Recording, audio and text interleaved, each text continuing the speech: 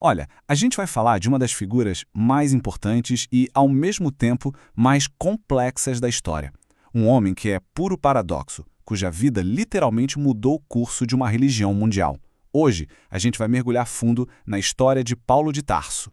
Para a gente entender Paulo, a gente tem que começar por aqui, por essa contradição que é absurda. Pensa bem. De um lado, o maior inimigo do cristianismo, um perseguidor implacável. E do outro, o maior defensor, o missionário mais dedicado. Como é que alguém vira a chave desse jeito? Essa jornada que a gente vai explorar agora. Então vamos lá. Tudo começa com um nome, com uma identidade.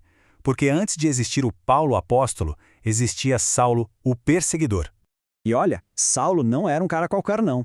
Ele nasceu em Tarso, que era um baita centro cultural da época.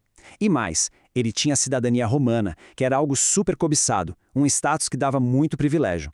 Para completar, ele foi educado por Gamaliel, um dos fariseus mais renomados. Então, com toda essa bagagem, para ele, os seguidores de Jesus eram uma ameaça. Uma ameaça perigosa à fé e às tradições que ele defendia com unhas e dentes. A convicção dele era absoluta. O zelo era inabalável. Fica a pergunta, né? O que poderia acontecer para virar de cabeça para baixo o mundo de um homem tão decidido assim? Bom, a resposta veio num momento que se tornou lendário, né? Ele está lá, na estrada para Damasco, indo prender mais cristãos, e de repente, uma luz do céu derruba ele no chão e ele ouve a voz de Jesus. Essa experiência sobrenatural não só deixou ele cego por um tempo, mas, na verdade, abriu os olhos dele para uma realidade totalmente nova. O perseguidor, de repente, tinha uma nova missão: virar um pregador.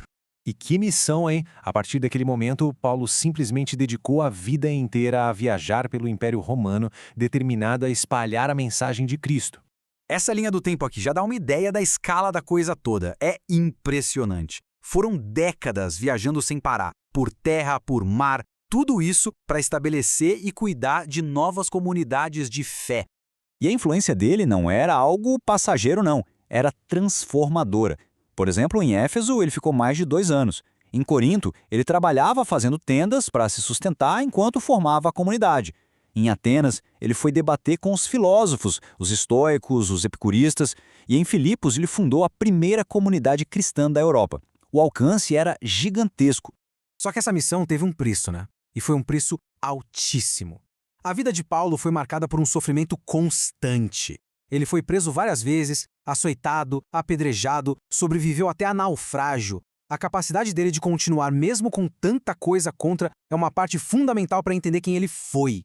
Ok, então além de todas essas viagens, o legado mais duradouro de Paulo talvez esteja nas palavras dele. Vamos dar uma olhada agora nos seus escritos e entender como eles construíram a base de uma igreja que está aí até hoje. 13. Esse é o número. 13 cartas no Novo Testamento são atribuídas a ele. É um volume de trabalho, assim, impressionante. Basicamente, ele é o autor que mais escreveu no Novo Testamento. Para a gente ter uma noção do tamanho disso, olha só, os escritos de Paulo são quase 1/4 de todo o Novo Testamento, é muita coisa. Foi ele quem formou o alicerce da teologia cristã. E o mais legal é que essas cartas não eram tratados teológicos super abstratos, não. Eram, na verdade, ferramentas práticas. Os estudiosos chamam de cartas missionais. Ele escrevia para resolver briga em Corinto, para dar uma força para o pessoal que estava sendo perseguido em Tessalônica, para explicar as doutrinas para os romanos. Era uma correspondência viva, sabe? Para guiar gente de verdade, comunidades reais. Bom, mas a vida de Paulo, que foi marcada por tantas viagens e palavras, estava caminhando para o seu ato final. E não ia ser em liberdade, não. Ia ser, de novo, atrás das grades. E o cenário, olha, era sombrio. A gente está falando de Roma sob o comando do imperador Nero. A cidade tinha virado um lugar muito perigoso para os cristãos, principalmente depois daquele grande incêndio de 64 que colocaram a culpa neles. É nesse clima tenso de perseguição total que Paulo é preso pela última vez. Só que dessa vez, ele sabia que não ia ter libertação. E é lá da sua última prisão que ele escreve aquelas palavras icônicas para o seu protegido, Timóteo. Não é um tom de derrota, de jeito nenhum. É um tom de dever cumprido. A tradição cristã diz que ele foi sentenciado à morte. E aquela cidadania romana que deu tantos privilégios para ele em vida, acabou definindo também como ele morreria. Ele foi decapitado. Uma morte considerada mais digna, mais rápida e menos humilhante que a crucificação, que, segundo a mesma tradição, foi o destino do apóstolo Pedro. A vida de Paulo chegou ao fim ali. Mas a influência dele, essa estava só começando. O legado dele iria moldar a fé cristã por os próximos 2000 anos e contando. Tem essa citação do estudioso Udo Schneller que resume perfeitamente a importância do Paulo. Ele foi basicamente a ponte que transformou um pequeno movimento dentro do judaísmo em uma religião mundial.